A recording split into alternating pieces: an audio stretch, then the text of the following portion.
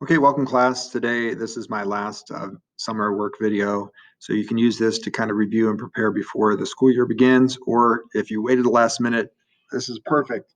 You can use this to help you through the summer assignment. So anyways, we're gonna work on the formula part of things and then kind of go through a little bit of chapter 2. This is gonna be a really good guide for you if you are working through formulas and need to know all about formulas, bonding, that kind of thing. Okay, so let's get started. First off, the unit starts with like some complete chemical symbol stuff. So I'm going to use this to kind of give you a quick little guide on things. So for example, you have 12, 6, and C. So this is the symbol. So this represents carbon. This is the atomic number. This is Z. Okay, so the abbreviation is Z. That's just what it is. And then this is the mass number, which represents A. Okay, so to find the number of protons, this is an atom. All right, so atoms are made of protons, neutrons, electrons, you might remember from freshman year. This would have 6 positive protons in its nucleus. And since it doesn't have a charge that's listed up here, this would have 6 negative electrons. They kind of cancel each other out. And then to find neutrons, you would subtract the mass number minus the atomic number, and this happens to also be 6. Now, it is very common for you to have something like this, okay, a different mass number. If you have that, it's called an isotope. So this would still have 6 positive protons and 6 negative electrons, but now it would have 8 neutrons because 14 minus 6 gives you 8. Now you might have what we call an ion, and this is going to get into the bonding stuff. Ions are when protons don't equal electrons. So you might have something like this, Cl, what is it, 17? Yes. So you might have 17, 35, and then a -1. The charge goes up here. So what happens is atoms tend to gain or lose electrons to fill their outer shells. This is called the octet rule, which we'll get into in just a moment. This would have 17 positive protons. That never changes. If it changes, if it has 18, it is no longer chlorine, it is now argon. And so the identity is rests in the protons. This would have 18 neutrons. You can see that 35 minus 17 gives you that. And does everyone see that it has an extra electron? Because that's why it's -1. So this would have 18 electrons. A little trick for electrons is if you take electrons is equal to Z, that's the atomic number 17, minus the charge, okay, minus a -1, which would actually be adding it. So that's where we get 18. So positive ions, they're called cations. They've lost electrons. So something like Ca plus 2, well, calcium normally has 20 electrons. It lost 2 electrons if it's positive. And so that cation. Anions are negative ions. This has 9 electrons. Its atomic number is 9. But since it has gained 1, it is 10. So negative electrons, anions, gain electrons. So keep that in mind as we get into bonding here. Okay, so the tendency to lose is based on valence electrons. We're going to get into a lot of valence electrons at one point this year when we do VSEPR theory and bonding, and we'll go really in depth. But here's what you have to know. So in group 1, so the groups represent the vertical columns on the periodic chart. So in group 1, everybody has 1 valence electron. So they tend to form +1 ions. They tend to lose electrons. Group 2, same thing. They have 2 valence, tend to lose 2. This whole middle section here, okay, so this is called the transition elements, the D block. They tend to have varying amounts. So it's going to have varying amounts. So they use what we call a Roman numeral. And you have to be able to figure out that Roman numeral. And I'll show you some of those in a minute. Okay, but basically there's more than one oxidation state, except for things like silver, which is always +1, and zinc, which is always +2. So you just have to memorize those.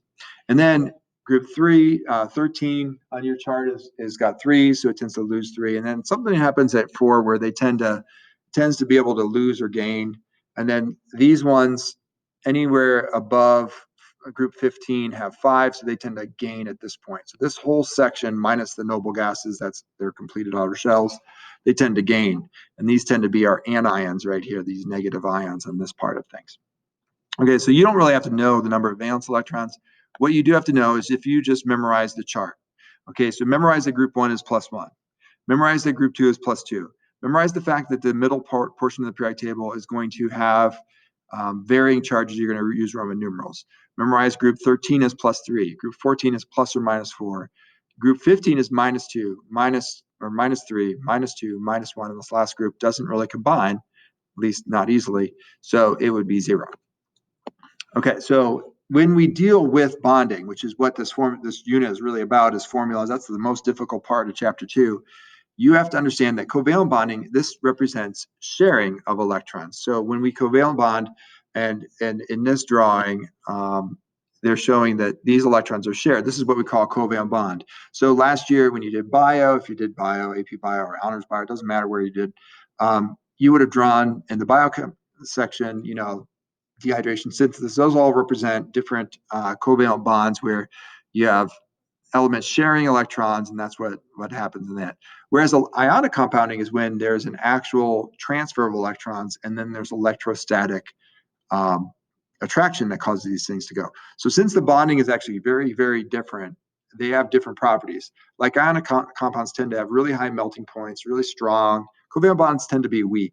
So there's actually different naming and formula writing techniques for both ones. So you have to know how to recognize which is which. So I'm going to get into that. So just really know for this unit that ionic bonding is transfer, covalent bonding is sharing electrons. You're going to be golden. So the way you know is you have to understand that the periodic chart is listed in terms of metals, nonmetals, and metalloids. So on most charts, there's like a little stair-step line. It goes like this. You may have seen this before. And if you're to the left of the line, you are a metal, except for hydrogen, which is considered a nonmetal. It's kind of its own thing. And if you're to the right of the metalloid line, you're considered a nonmetal. And if you're on the metalloid line, except for aluminum, you are considered a metal, or not a metalloid. And so you're ionic bonded if you have one of these with one of these. So if it's a metal plus a nonmetal, it's typically ionic bonding. And if it's two nonmetals, it's covalent bonded. So an example of this, let me show you. So if I have NaCl, so NaCl is Na on your chart is on this side, is over here. So this would represent a metal bonded to a nonmetal. That's this guy over here. So this is a cation. Remember, they tend to form positive ions with an anion, and this would be ionic. Whereas if I have something like CO2, so CO2 is here's C and here's O. See how they're both nonmetals? This is sharing electrons, and this has a different naming and formula writing system. So this is actually carbon dioxide, whereas this is just sodium chloride. There's no prefixes involved here. So when to use the right prefix, how to name these, how to write the formulas, well, that's the point of this video. So let's keep going. Okay, so when you write formulas, and this is for ionic bonding, you use the charges on the periodic chart that's behind me. So what you first do is you look up, literally look up the formula for each part of this. So sodium is Na and it's plus.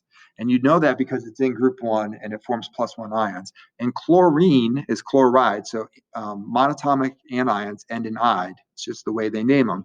So this is going to be Cl -1. Now the tip is that when you add the charges, they should equal 0. If they equal 0, you're good. Okay, if they don't equal 0, you have to do some like multiplying or crisscrossing. So I'll show you that. So this one equals 0, so +1 -1. So the formula is just simply NaCl. Now, if it was sodium oxide, so let me show you sodium oxide. Sodium is +1, oxide is -2 because it's in group 16. That one forms charges of -2. You can go back to that chart if you need to review it. So anyways, does everyone see that it takes 2 NAs to cancel out the 1 -2? So the formula for this is actually Na2O. Well, there's actually a shortcut. It's called the crisscross method, where you just take this charge and switch them, and it would be Na2O1, and you drop the 1. No one ever puts a 1 for a subscript. It's kind of like 1x. No one puts 1x. So just keep that in mind. That's a fancy way of doing it, is you can just crisscross the charges. It's a shortcut. I don't know if you remember that from before, but it's awesome. Okay, oops, I closed it away. Now, sodium chloride. Now, the ending is going to tell you what it is. Okay, so if it ends in "ide," it's pretty much just an element. Okay, if it ends in "ate" or "ide," it's one of these things called polyatomic ions that you just have to memorize. That's why we made cards for summer. And eventually you have to have them all memorized. Okay, so you still write out the thing. So Na is plus, and then you have to either, if you don't know it, you could Google it, you could look it up, you could use your flashcards. Eventually you have to memorize it. So it'd be ClO3, and the charge is -1. So in this one, what you do is you combine these formulas. So this would be Na is plus, this is minus, so they should equal 0, and they do. So it's just NaClO3, that's sodium chlorate. Now, the 8 ion is always higher than the ide ion by 1. So this would be Na plus and ClO2 minus. So that's a little tip. So if you're trying to memorize these ions, just remember that if you memorize the 8, you know the ite automatically. And you know the hypoite is actually 2 lower. So sodium hypochlorite, this is bleach, by the way. Hypochlorite. Okay, so this would be Na. Let me go back to chlorite. Hypochlorite would be Na, is always Na, and then this would be ClO minus. So you see how it's hypoite means it's 2 below.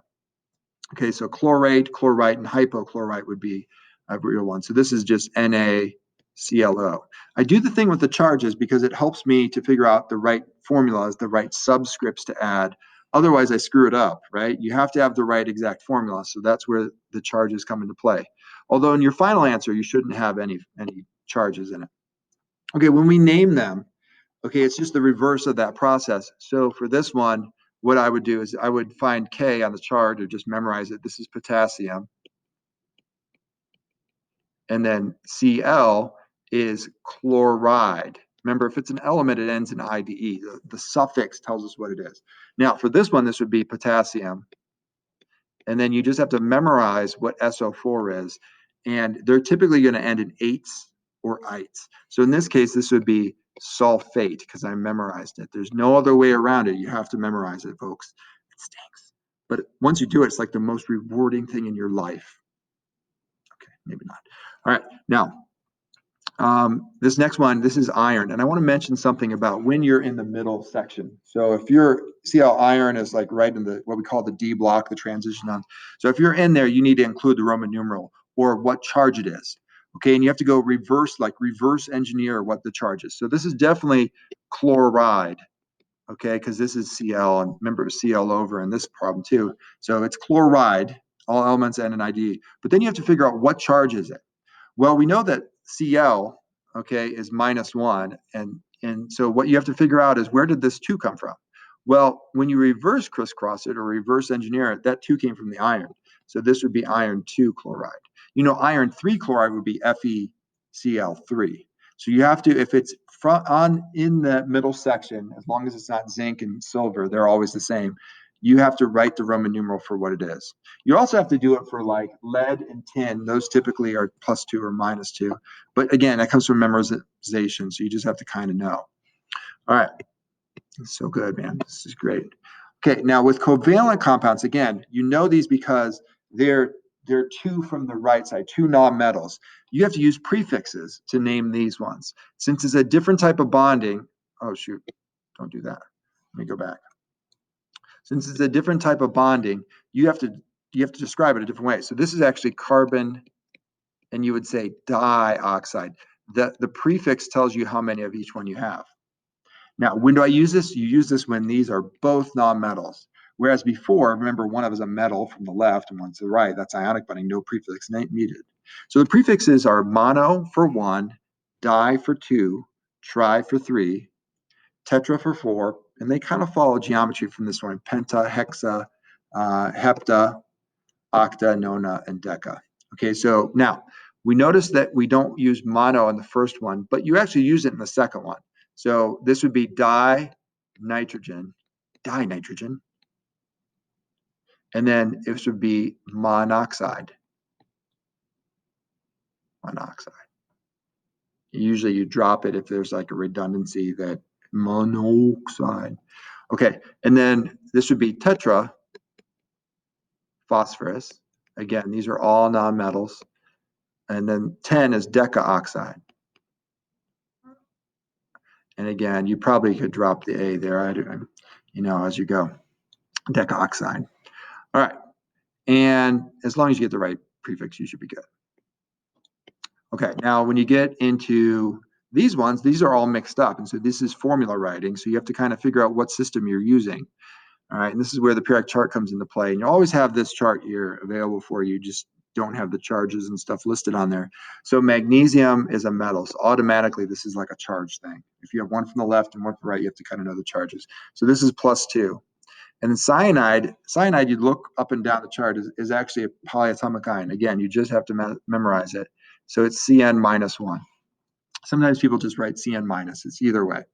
So then when I write this formula, you crisscross the charges, right? So I would have one magnesium, and then if you have more than one polyatomic ion, you use something called parentheses, right? So this would be CN2. I have two cyanides. Now you can't put a 2 right here and just have, you can't do this. This is way wrong, because then you don't have two C's and it throws it off the ratio, and it's just wrong. Okay, so use parentheses around polyatomic ions. Okay, look at the next one. So sulfur dioxide. So when you write the formula for this one, you see a prefix, almost automatically you think this is just going to be two of those nonmetals. So you don't have to do any crisscrossing at all. It's just SO2. Those are the easiest. If it's nonmetals, it's super easy. Okay, iron 3 nitrate. Okay, so we know iron is +3 here because they tell us the charge. And then nitrate, you just have to memorize it as NO3 minus.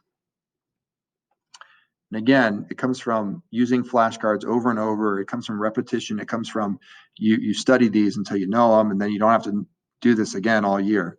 So this would be Fe,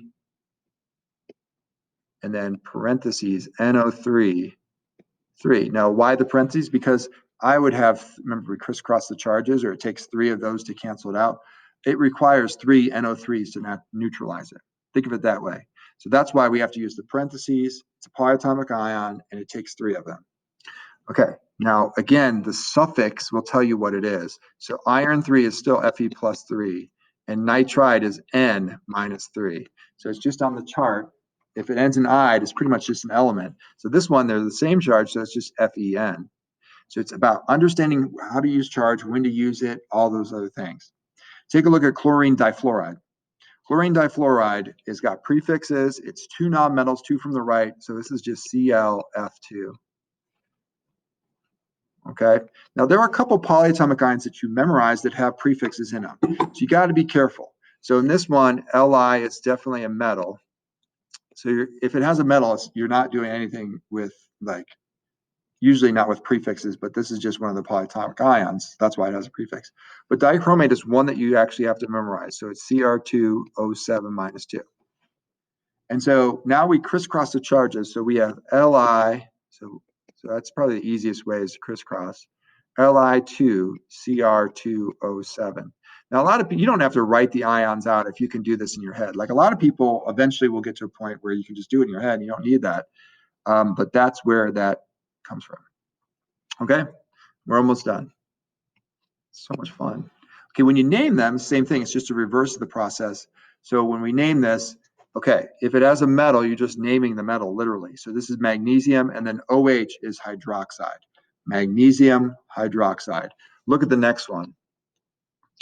Okay, and the next one, this is iron, but because iron is in that middle section on your chart, that area that's called the transition elements, you have to figure out what charge it is. So we know that this is hydroxide because we memorize it. If you don't have them memorized, have the sheet out that has them all listed, and then look them up as you go. This would be iron 2 hydroxide, and usually put that in parentheses. Now, your book and some of the different resources will call this ferrous hydroxide. So the us and ic ending is sometimes used. You don't have to use this. It's kind of the old way, like old crusty chemists use it. So ferrous is Fe plus 2. Ferric is Fe plus 3. So the ic is always a higher version of it. So in copper, this is common in copper too. Cuprous is Cu plus 1. Cupric is Cu plus 2. All right, now no prefixes here. This is just, or no Roman numerals. Prefixes for sure on the next one. This would be dinitrogen tetraoxide. And you can see that again because it's 2 nonmetals.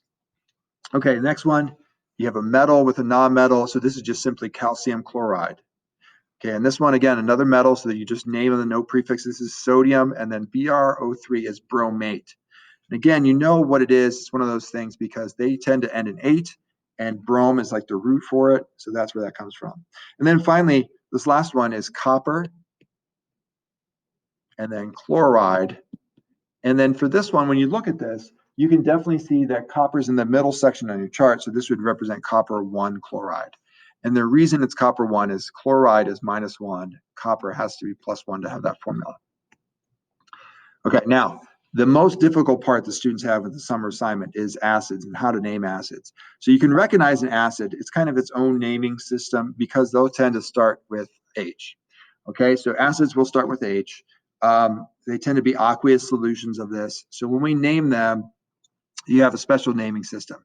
So the first thing you have to know is that if it's a binary acid, it is going to be made of just two. So all binary acids end in or have hydro and then ic, and then the root. So in this room, the root is chlor. So this would be hydrochloric acid. Okay. So if I have HI, okay, it's binary because it's just made of two. So this is not binary. This is called a ternary acid, or oxyacid is another name. So this would be hydroiodic acid. Okay, if I have something like this, again, this is also two. So this would be hydro, and that's selenium. So it'd be hydroselenic acid. Again, you put the hydro, you put the ic, you put the root, then you put ic. Now with ternary acids, you look at what the polyatomic ion is. So here's how you know. So this is chlorate. If it's chlorate, you get rid of the 8 and you substitute it with ic. And that's straight up all you do. So this is actually chloric acid. Okay, so you take the root and put ic instead of the 8. So let me give you another example. If you have HNO3, okay, so HNO3, this is nitrate. You get rid of the 8, you put ic. So this is nitric acid. Now, if it's one less, remember if they end in ite, then you make it us. Okay, so this is an ite one. See how this is chlorate, this is chlorite.